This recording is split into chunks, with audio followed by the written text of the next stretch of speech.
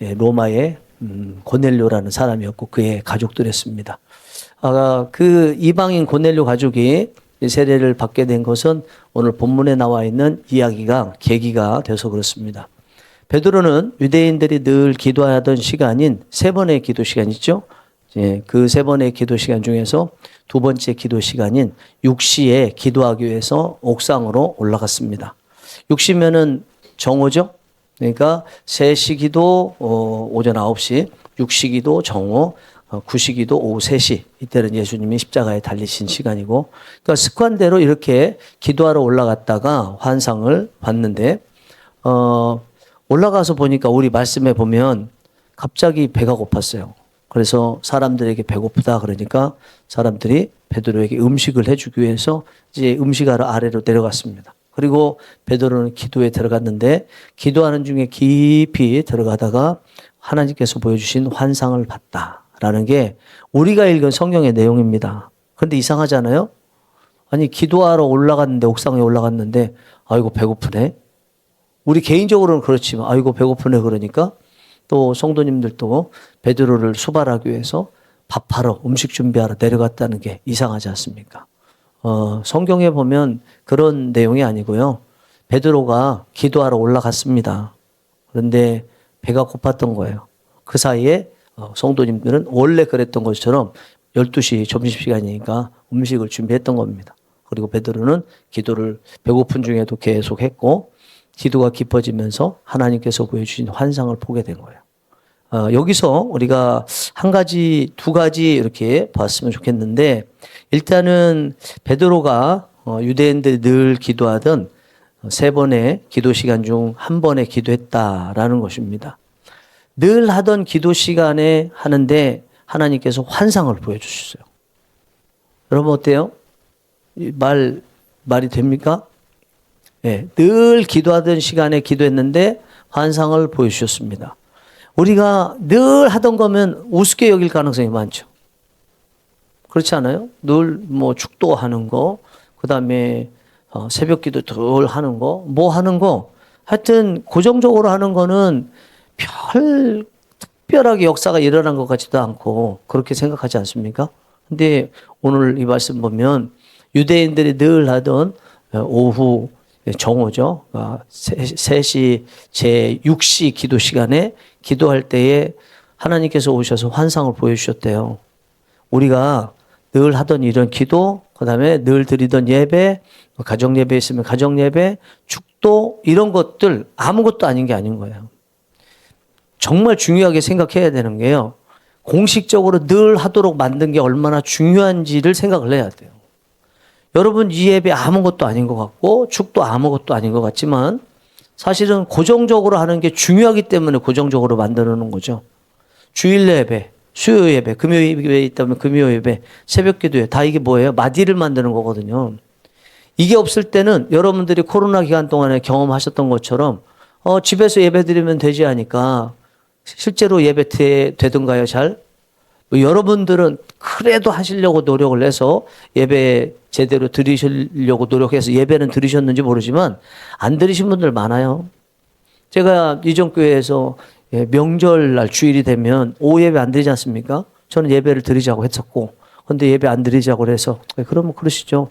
대신에 하는 얘기가 가정 예배 드리시죠. 명절 예식조에 따라서. 근데 제가 보기에는 저부터도 예배 드리고 싶지 않아요 별로. 늘 저는 뭐 예배 설교 준비하고 언제나 예배 가운데 있던 사람인데 꼭 그렇게까지 하고 싶은 생각이 없었거든요. 그렇습니다. 하나님께서 특별히 영적인 부분에 있어서 우리에게 고정적으로 하라고 하신 이런 것들이 얼마나 큰 은혜인지 알아야 돼요.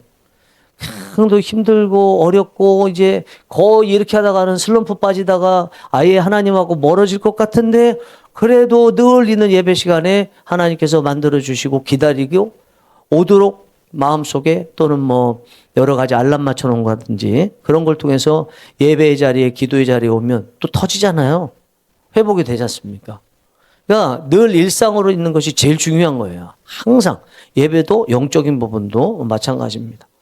또 이 모습을 보면 늘 기도하던 시간에 기도하니까 하나님께서 늘 베드로를 만날 시간을 아시게 됐다는 것을 의미하죠. 그러니까 베드로가 제 3시 기도 시간, 제 6시 기도 시간, 제 9시 기도 시간에 늘 기도하던 사람이기 때문에 하나님께서 천사를 보내신다든지 만나실 때 따로 찾으러 다닐 필요가 없는 거죠. 그냥 즉각적으로 베드로 지금 정오의 시간이면 기도하러 갔을 거야. 환상 빨리 준비해서 보내. 이렇게 하면 되는 거예요. 제가 좋아하는 말씀 중에 하나가 야곱이 베델을 쌌다는 거 아닙니까? 야곱은요, 몇 번 안 되지만 베델에 올라가기만 하면 하나님 만났어요. 우리에게 그와 같은 베델이 있어야 된다는 거죠. 오늘 본문에는 베드로 같은 경우에 그 베델이 정오 6시 기도 시간이었죠. 나머지 2번의 기도 시간도 있겠지만 여러분들께서도 하나님께서 여러분들을 찾으시길 원하시고 복을 주시기 원하셔서 준비를 다 하고 계시는데 찾기가 어려운 그런 사람들이 아니라 쉽게 찾을 수 있는 하나님께 늘 노출되어 있고 하나님께 스케줄이 다 보고되어 있는 그런 일들이 여러분들에게 있기를 원합니다. 이렇게 간절히 막 기도하면서 기도가 깊어지면서 하나님께서 환상을 보여주셨는데 환상에 보면 그릇 같은 것이 내려왔다고 그래요. 그리고 또 보자기 같은 것이 있다고 그래요. 그러면 여러분들이 읽으실 때는 그릇하고 보자기하고 2개죠. 여러분 지금까지 이 구절 어떻게 읽으셨어요? 그런데 원어도 그렇고 영어 성경도 그렇고 100% 다 그렇게 안 돼 있습니다. 영어 성경 킹제임스 버전을 얘가 예를 들면 그냥 영어로 한번 읽고 원어도 한번 해석해 보겠습니다. And so heaven opened and a certain vessel descending unto him as it had been a great sheet knit at the four corners and let down to the earth.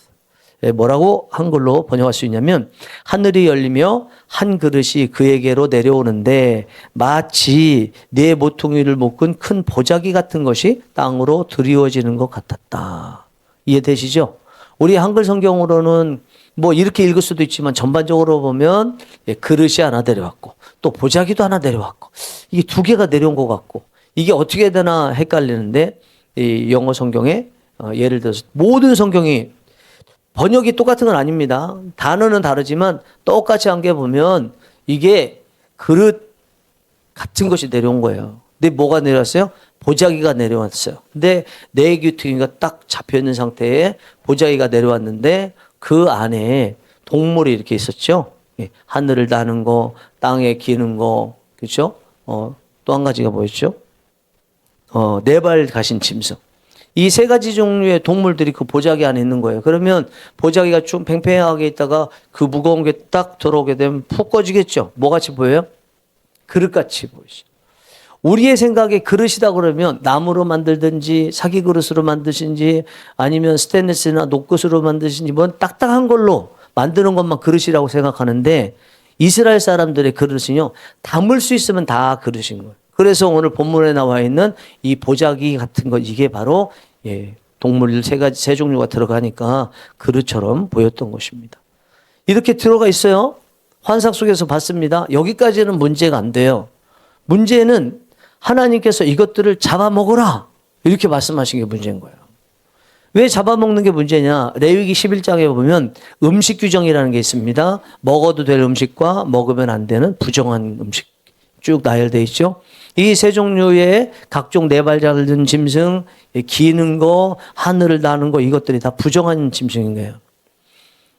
철저히 베드로는 유대인이었기 때문에 유대인 입장에서 이런 것을 먹으면 부정하다는 것을 알았죠. 베드로가 나는 그런 거 절대로 먹을 수 없습니다. 속되다고 하는 거 먹을 수 없습니다. 이렇게 하나님께 말씀을 드립니다. 그랬더니 하나님께서 2번째 또 말씀하십니다. 내가 거룩하다고 하는 것을 네가 왜 속되다고 하냐? 잡아먹으라. 이렇게 하나님께서 또 말씀하셨습니다. 그러다가 이제 고민하는데 또 한번 하나님께서 또 잡아먹으라. 총 3번을 말씀하신 다음에 이 보자기 같은 것이 하늘로 쭉 올라갔어요. 그리고 나서 잠시 후에 밖에 누가 소리를 냅니다. 혹시 여기 시몬이라는 사람이 있습니까? 있다는 거 알고 왔는데 그때 베드로가 하나님이 왜 이 보자기 같은 그릇 같은 보자기 환상을 주셨지? 고민하고 생각하는데 성령님께서 야 밖에 사람들 왔는데 내가 보낸 사람들이니까 너 의심하지 말고 따라가라. 이렇게 말씀해서 베드로가 그 고넬료가 보낸 사람들인데 그 사람들을 따라서 고넬료 집에 갔습니다. 이게 이제 본문의 내용이거든요. 그 뒤에는 여러분 잘 아시죠? 고넬료 집에 가서 가족들이 다 모여 있는 가운데 복음을 전하고 세례를 베푸는, 즉 기독교 역사에서 최초로 가족들이 세례를 받는 일이 일어났습니다. 이게 오늘 본문에 베드로의 기도 중에 했던 환상 가운데 나타났다는 것입니다. 만약에 베드로가 환상을 못 봤다면 어떻게 됐을까요? 못 봤다면 베드로가 고넬료가 보냈던 사람들을 따라갔을까요? 안 따라갔을까요? 안 따라갔겠죠. 오늘 본문에 하나님께서 보여주신 이 환상이 겉으로 보기에는 보자기하고 뭐 동물 이런 환상 같지만 그러나 사실은 의미하는 게 있죠. 그게 이방인을 말하는 거죠. 즉 베드로가 보냈던 그 사람들을 따라가고 고넬료가 보냈던 사람들을 따라가고 고넬료 집에 가서 그 가족들에게 복음을 전하고 세례를 베푸는 거, 이게 바로 이 짐승, 보자기에 있었던 짐승을 잡아먹는 거잖아요. 그러면 이게 환상으로 보여주신 것으로만 예를 들어서 한다. 3가지 종류의 이런 동물들을 잡아먹도록 했다. 그러면 이것이 레위기 11장에 나와 있는 음식 규정에, 하나님께서 주신 규정에 어긋나기 때문에 안 잡아먹겠다고 하는 거는 베드로가 당연히 한 것이죠. 그런데 하나님께서 두 번째 말씀하실 때 내가 거룩하다고 한 것을 네가 속되다고 하느냐, 잡아먹으라. 베드로가 안 잡아먹으려고 했던 이유가 레위기 11장이 나와 있는 내용인데 그 레위기 11장의 말씀을 하나님이 주셨잖아요. 하나님 말씀에 자기는 철저히 따르기 위해서 안 잡아먹으려고 했잖아요. 그런데 하나님께서 그렇게 말씀하시고 나서도 두 번째 말씀에서는 내가 거룩하다고 하는데 네가 속되다고 하느냐, 잡아먹으라 그러셨잖아요. 그럼 베드로 입장에서 고민되겠습니까? 안 되겠습니까? 하나님이 먹지 말라고 하셨는데 내가 결정하는 내가 거룩하다고 말하는 잡아먹으라고 그러는데 그 잡아먹어야지 이렇게 말씀했을 때 베드로는 어떤 생각이 들었겠어요? 아, 그렇구나. 하나님께서 잡아먹지 말라고 부정하다고 말씀하셨지만 또 하나님이 잡아먹으라고 하셨다면 잡아먹어야지. 이런 생각이 들었겠습니까? 여러분 들겠습니까? 맞는 말이죠. 그런데 철저하게 이 율법을 지키는 사람 입장이라면 하나님께서 부정한 음식이라고 잡아먹지 말라고 하셨는데 제가 환상을 봤더니 하나님이 나타나셔서 잡아먹으라. 내가 거룩하다고 하는데 네가 왜 속되다고 하느냐. 이런 말씀하실 때 저는 이게 환상 내가 제대로 보는 게 맞나? 이게 하나님 아닌 거 아니야? 사탄이 그러는 거 아니야? 고민할 것 같아요. 안 그렇습니까? 정확하게 문서에 딱 쓰여져서 하나님께서 먹지 말라고 했던 것인데 환상이 주어졌는데 환상이라는 것은 자기 생각일 수도 있고 착각일 수도 있잖아요. 그것에서 자기가 하나님이라고 그러면서 이걸 잡아먹으라. 내가 거룩하다고 하는데 네가 속되다고 하느냐 했을 때 저는요 의심할 것 같아요. 여러분 의심해야 됩니다. 철저히 의심해야 맞는 거예요. 정확하게 성경에서 쓰여서 이렇게 됐다고 하는데 그걸 뒤집는 거를 말씀하신다면 그것은 하나님이 주시지 않은 가능성이 많아요. 그러면 오늘 본문에 하나님께서 이렇게 주신 것은 하나님이 잘못인 것 같지만 그러나 이 비유를 통해서 하나님께서 하시고 싶은 말씀을 하시기 위해서 쓴 거기 때문에 문제가 안 되는 거죠. 하시고 싶은 말씀이 뭐예요? 너 지금까지 이방인들은 지옥의 불쏘시개고 복음 전파니 구원받을 사람이라고 생각 안 했겠지만 그러나 모든 사람을 구원하게 하는 것이 내 뜻이야. 여기 나와 있는 보자기 위에 있는 이런 짐승들 같은 것이 이방인을 말하는데 나는 이들도 구원하고 싶어 라고 한다면 베드로가 정확하게 그렇게 이야기했을 때 뭐라고 그랬겠습니까? 그때는 받아들이겠죠. 그러나 비유로 안 하면 안 받아들이겠죠. 본인이 율법을 아는 입장이기 때문에 그 비유로 정확하게 이건 안 된다는 식으로 딱 마음에 가지고 있는 것을 하나님께서 그래도 내가 먹으라면 먹어야 돼 했을 때 받아들였겠죠. 여러분 하나님께서요 이방인의 구원에 대해서는 유대인들도 얘기하고 하나님께서 너희들 먼저 택해서 구원받도록 했다라고 생각하고 그렇게 말씀하신 건데 그게 정확하게 맞는 게 아니죠. 반만 맞는 거죠. 반만. 하나님께서 모든 사람의 구원을 위해서 유대인들을 먼저 택하신 건 맞아요. 그렇다고 해서 다른 민족은 거절하셨습니까? 다른 민족은 구원 안 하시기로 작정하셨어요?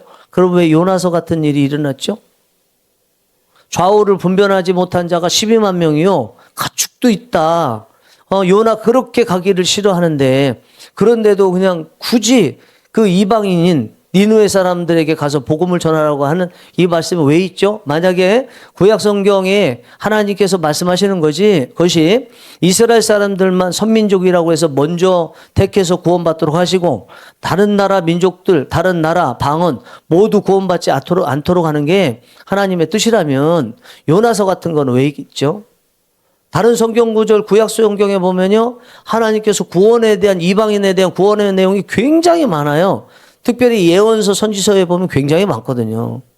그럼 베드로가 잘못 알고 있는 거예요. 반만 알고 있는 거예요.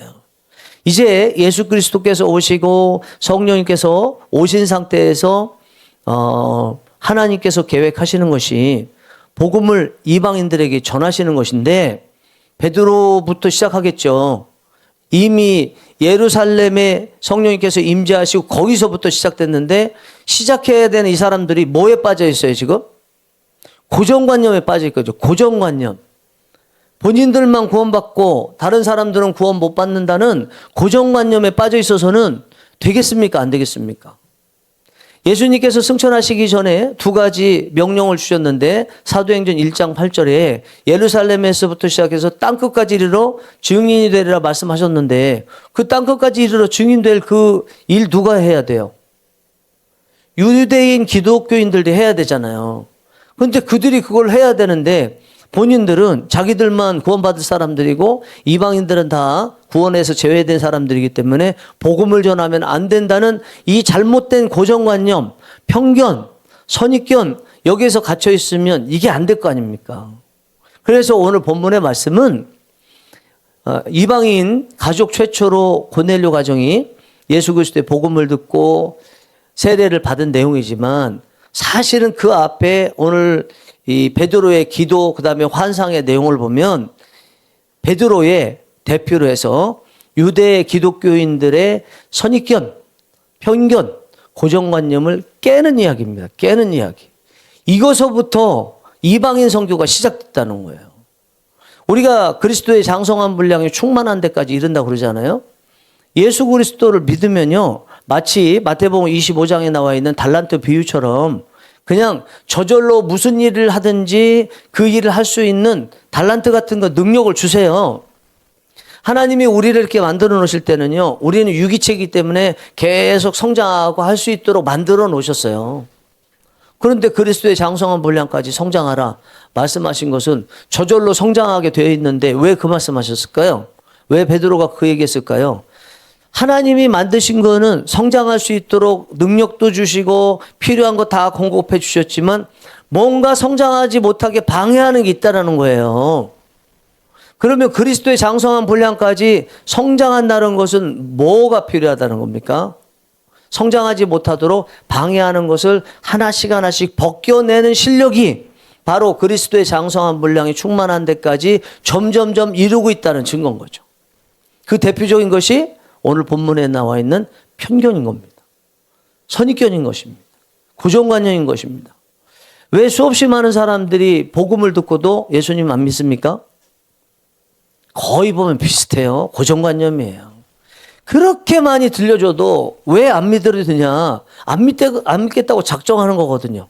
이전에 나름대로 뭘 경험했는지 모르지만 이거 다 가짜다, 아닐 것이다. 또 몇 사람의 잘못된 기독교인들의 모습을 보면서 다 기독교인들 이럴 것이다. 저 목사가 말하는 거, 저 목사만 그럴 것이다. 이렇게 생각하는 것 아니겠습니까? 구원받도록 하기 위해서 꼭 필요한 것이 바로 이 선입견, 이것을 어떻게 떼내도록 할 것이냐라는 것입니다. 여러분, 이거는요, 꼭 전하는 사람만 해당되는 게 아니고 제가 지금 좀 전에 말씀드린 것처럼 이 복음을 받아들이는 사람 입장도 마찬가지고요. 아직 복음을 받지 않은 사람에 대한 얘기를 했지만 이미 예수님을 믿고 있는 우리에게도 성장하느냐 성장하지 않느냐 어디에서 있냐면 선입견에 있어요. 편견에 있어요. 고정관념에 있어요. 스테레오타입드 아이디어라고 하는데 영어로 이게 딱 고정관념이 바뀌어가지고 더 이상 안 되는 거. 여러분 성장이 계속 되시나요? 계속 성장이 되시나요? 잠깐 뭐 바빠서 쉬고 이런 거 말고 수없이 많은 여기서 말씀을 듣고 계신데도 혹시 이 말씀을 고정관념 때문에 안 믿고 계셔서 안 받아들이셔서 성장이 없는 건 아닙니까? 혹시? 그럴 수 있겠죠? 수없이 많이 경험했어요. 이런 모습이요. 말씀을 들을 때야 무슨 뭐 인문학 강의처럼 좋은 말씀이니까 아멘 아멘 그러는데 삶의 현장에서는 어떻게 그렇게 삽니까? 그건 아닐 겁니다. 그러면서 안 받아들이는 경우가 얼마나 많습니까? 우리가 하나님의 일을 온전히 하는데 필요한 것이 고정관념을 정말 깨는 거예요. 그런데 오늘 본문에 보니까 고정관념 어떻게 깼나? 성령님이 하시든지 어쨌든 하나님께서 환상을 통해서 고정관념을 깨게 해주셨죠. 하나님 앞에 우리가 솔직하게 내놓아야 돼요. 하나님께서 말씀하신다면 그것이 하나님의 뜻일 수도 있다고 생각하면서 자신을 솔직하게 내놓고 그리고 그것이 성경에 자기 신앙상식상 위배되는 것 같다 그러면 성경을 찾아봐야죠. 그러면서 점점점 넓힐 수 있어야 됩니다. 무조건 말도 안 되는 얘기 받아들이는 것도 문제지만 그러나 말씀상으로 맞는데 본인이 정확하게 말씀은 잘 모르지만 그래도 맞는 것 같은데 본인의 선입견 때문에 못 받아들인다면 과감히 하나님 앞에 이런 것들 다 내려놓고요. 그것을 깰 수 있어야 돼요. 앞으로요. 교회의 수준은 우리 수준을 말하는 것입니다. 우리 앞으로 우리의 수준이 이 선입견을 깨뜨리지 않으면 우리 교회 성장 못합니다. 여러분들이나 저나 뭐 무슨 편견이 있다고 말씀드리는 건 아닙니다. 콕 집어서 누가 있다 이런 거 아니에요. 어쨌든 주님 앞에 갈 때까지는 우리가 평생 노력해도 계속 성장해야 될 만큼 어쩌면 은혜죠. 어느 정도 딱 성장해서 끝났다 그러면 얼마나 지겹겠어요. 정상을 다 밟은 사람, 원하는 것을 얻은 사람의 그 지겨움, 나태함이 있을 거 아닙니까? 근데 우리는 그리스도의 장성에 한 분량이 충만한 데까지 평생을 해도 다다를 수 없습니다. 다 부족해요. 그런데 그래도 부족한 중에도 열심히 하면서 하는 내내 성장하면서 부족한 거하고 조금 하다가 안 받아들여가지고 고정관념 때문에 멈춰서 못하는 거하고 차이가 있죠. 어떤 차이가 있습니까? 계속 성장하면요. 우리 교회에 들어오는 모든 사람을 수용할 수 있을 만큼은 성장한 거예요. 그런데 내 편견 때문에 중간에 멈췄다면 이 중간에 멈춘 것보다 더 높은 수준의 성도님들이 우리 교회에 오면 그분들 떠나게 되어 있습니다. 이전 교회에서 저 가가지고 첫 번째 왔던 분이 손보원교회 출신 한 분 오셨어요. 장모숙이었습니다. 이름도 기억합니다. 그분 뭐 무슨 사업인가 어린이집 비슷하게 학습지 한다고 그래서 직접 이게 제가 형광등도 막 다뤄주고 그랬거든요. 근데 열심히 다닌다고 그랬는데 한 주인가? 두 주 나오고 안 나왔어요. 이유가 뭐냐? 자기가 방언도 하고 하니까 앞뒤에서 이상하게 본다는 거예요. 그런 교회는 못 다니겠다고 그러고 나간 거예요. 정말 성경에 방언은 못하도록 돼 있나? 교회에서 이렇게 방언하는 걸 못하게 해서 되겠나? 그리고 설령 조금 공예배 때 좀 그렇게 한다고 그래도 조금 넓게 품 안고 내버려 뒀다가 저한테든지 얘기해서 제가 교육시킬 기회를 가질 수 있도록 하면 성장도 하고 우리 성도도 되고 하면서 얼마나 좋겠어요. 그게 안 되니까 나왔던 사람 떠나는 거 아니에요. 우리 교회의 수준은 그렇습니다.